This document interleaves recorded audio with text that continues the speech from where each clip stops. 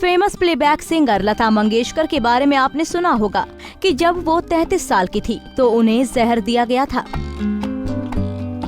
दरअसल उन्हें लगातार धीमा जहर दिया जाता था, जिसकी वजह से उनकी हालत काफी नाजुक हो गई थी। अब इस बात से खुद लता जी ने पर्दा उठाया है। एक इंटरव्यू में लता जी ने कहा, हम मंगेशकर से इस बारे में बात नहीं करते क्योंकि यह हमारी जिंदगी का सबसे भयानक दौर था। साल था 1963। मुझे इतनी कमजोरी महसूस होने लगी थी कि मैं बेड से भी बमुश्किल उठ पाती थी। हालात ये हो गए कि मैं अपने दम पर चल फिर भी नहीं सकती थी। वहीं इंटरव्यू में जब लता जी से पूछा गया कि क्या ये सच है कि डॉक्टर्स ने उन्हें कह दिया था कि वे फिर कभी नहीं गा पाएंगी, इसका जवाब देते हुए उन्होंने कहा, ये सही नहीं है। ये मेरे धीमे जहर के इर्द गिर्द बुनी गई एक काल्पनिक कहानी है। डॉक्टर ने मुझे नहीं कहा था कि मैं कभी नहीं गा पाऊंगी।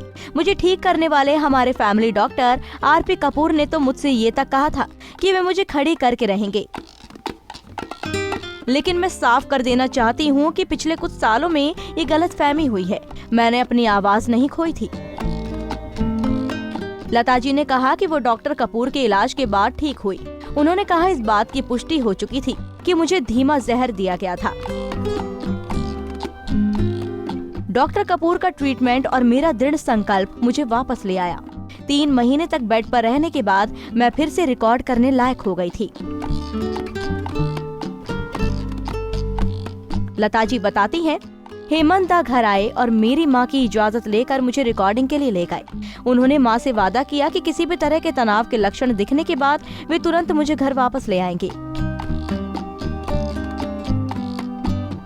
किस्मत से रिकॉर्डिंग अच्छे से हो गई। मैंने अपनी आवाज नहीं खोई थी।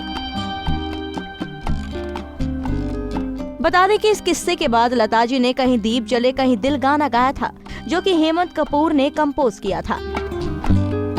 लता जी के इस गाने ने फिल्म फेयर अवार्ड जीता था। लता जी के मुताबिक उन्हें अच्छे से ठीक होने में मजरू सुल्तानपुरी का अहम हाथ रहा है।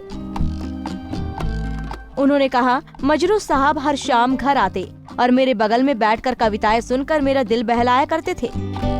वे दिन रात व्यस्त रहते थे और उन्हें मुश्किल से सोने के लिए कुछ वक्त मिलता था, लेकिन मेरी बीमारी के दौरान वे हर दिन आते थे। यहाँ तक कि मेरे लिए डिनर में बना सिंपल खाना खाते थे और मुझे कंपनी देते थे। अगर मजरू साहब ना होते तो मैं उस मुश्किल वक्त से उबरने में सक्षम ना हो पाती। लता जी से ये भी पूछा गया कि आखिर कौन था जिन्होंने उसे जहर देने की कोशिश की। इस पर उन्होंने कहा, मुझे पता चल गया था लेकिन हमने कोई एक्शन नहीं लिया क्योंकि हमारे पास उस इंसान के खिलाफ कोई सबूत नहीं था। बता दें कि लता जी ने 7 दशक से भी ज्यादा समय तक संगीत की सेवा की और हजारों गाने गाए।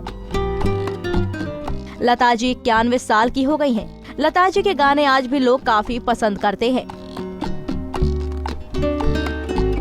आपको हमारा ये पैकेज कैसा लगा, कमेंट बॉक्स में बताना ना भूलें।